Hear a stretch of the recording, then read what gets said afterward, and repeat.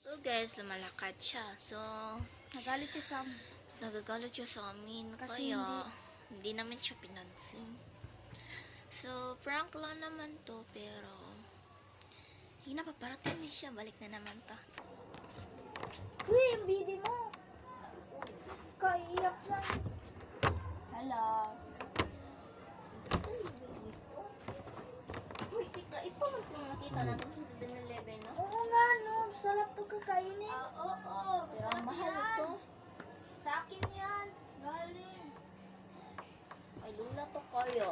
Oo, kay Lola to. Hindi ako. Hindi ka lola yan. Bigyan ng chocolate. Ang binos na yun. Akin yan. Oh, may nakalagay binos.